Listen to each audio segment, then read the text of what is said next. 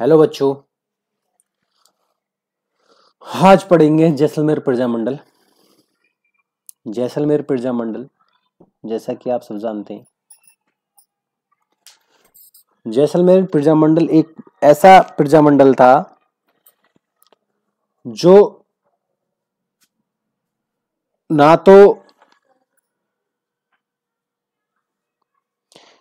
शुरू में हुआ ये, और ये लास्ट के राजस्थान के लास्ट के जो 3-4 प्रजामंडल बने थे उनमें ये प्रजामंडल की स्थापना हुई थी। संस्थापक कौन थे? संस्थापक थे आपके मीठालाल व्यास।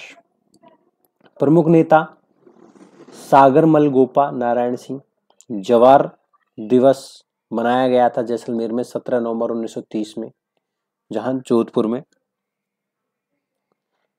तो इस दिन पंडित जवाहरलाल नेहरू की स्वास्थ्य की कामना हेतु जैसलमेर में जवार दिवस मनाया गया था। ठीक है।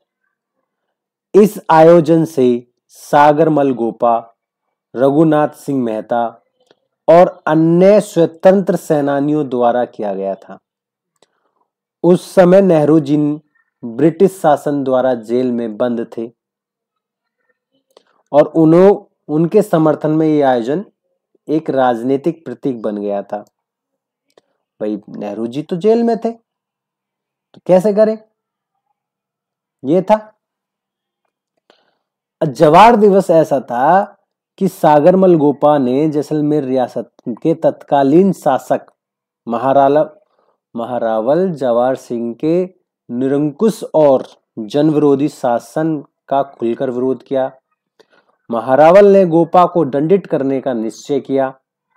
22 मई 1941 को सागरमल गोपा को जैसलमेर रियासत में राजद्रोह का आरोप लगाकर बंदी बना लिया गया और उन्होंने 6 वर्ष की कठोर कारावास दिया गया। उनका अपराध यही था कि उन्होंने अपनी पुस्तकों में महारावल जवाहर सिंह के अत्याचारों का पर्दाफाश किया था। ठीक है। सागरमल गोपा बहुत ही इंपॉर्टेंट नाम है। तो सागरमल गोपा की प्रमुख किताबें कौन कौन सी थी जो जनता में बहुत प्रसिद्ध थी? जैसलमेर का गुंडा राज, राजशाही के दमन का खुलासा, रघुनाथ सिंह का मुकदमा, न्याय व्यवस्था की विफलता पर प्रकाश, आजादी के दीवाने, जो स्वतंत्र संग्राम की प्रेरक कथाएं थी। जैसलमेर में जो गुंडा राज था उसमें राजशाही के दमन का खुलासा किया। रघुनाथ सिंह का मुकदमा जो था उसमें न्याय व्यवस्था की विफलता की प्रकाश डाला। 3 अप्रैल 1946 को जैसलमेर जेल में जेलर गुमान सिंह ने उन पर मिट्टी का तेल छिड़ककर आग लगा दी थी। ऐसा हुआ था 3 अप्रैल 1946 को जैसलमेर जेल में जेलर गुमान सिंह ने किन पर? गोपा जी पर मिट्टी का तेल छिड़ककर आग लगा दी और 4 अप्रैल 1946 में उनकी मृत्यु हो गई। यह घटना इतिहास में एक राजनीतिक हत्या के रूप में दर्ज की गई। पंडित जवाहरलाल नेहरू जी ने इस घटना की गंभीरता को देखते हुए जांच की मांग की पंडित जवाहरलाल नेहरू ने, और उन्होंने नारायण व्यास को इस मामले में सक्रिय भूमिका निभाने के लिए कहा। उन्होंने जयनारायण व्यास को इस मामले में सक्रिय भूमिका निभाने को बोला। उन्होंने बाद में इलाहाबाद उच्च न्यायालय के न्यायाधीश गोपाल स्वरूप पाठक की अध्यक्षता में एक जांच आयोग गठित किया गया। आयोग ने अपनी रिपोर्ट में सागरमल गोपा की मृत्यु को आत्महत्या बताया था, लेकिन यह निष्कर्ष जनता और इतिहासकारों द्वारा अस्वीकार कर दिया गया। खून रो खून बदलो खून, यह नारे लगने लगे। खून रो बदलो खून, और खून रो बदलो खून। सागरमल गोपा की शहादत के बाद जैसलमेर की जनता में आक्रोश और प्रतिरोध का प्रतीक बन गया और इसका भाव का अर्थ था, भावार्थ, कि हमारे शहीदों का खून व्यर्थ नहीं जाएगा, हम उसका बदला लेके रहेंगे, बदला लेंगे स्वतंत्रता के रूप में। खून रो बदलो खून सागरमल गोपा की शहादत के बाद जैसलमेर की जनता के आक्रोश के प्रतिरोध का प्रतीक बन गया था। ठीक है, अब आते हैं छठे। पंडित जवाहरलाल नेहरू द्वारा जैसलमेर की रियासत को विश्व का 8वां आश्चर्यजनक माना गया और निराली रियासत का नाम दिया गया।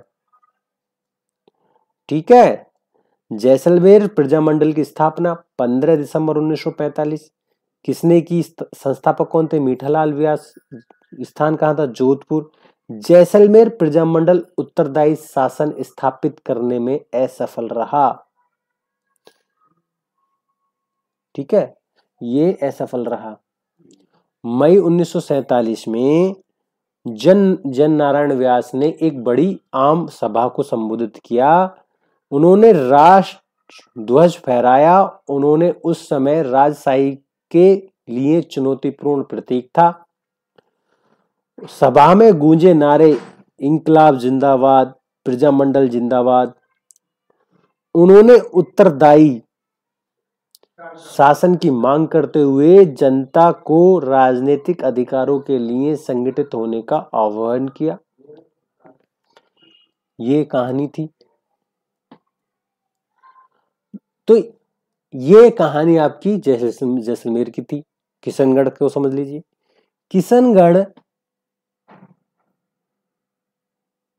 किशनगढ़ प्रजामंडल की स्थापना कांतिलाल चौथानी ने की 1939 ईस्वी में।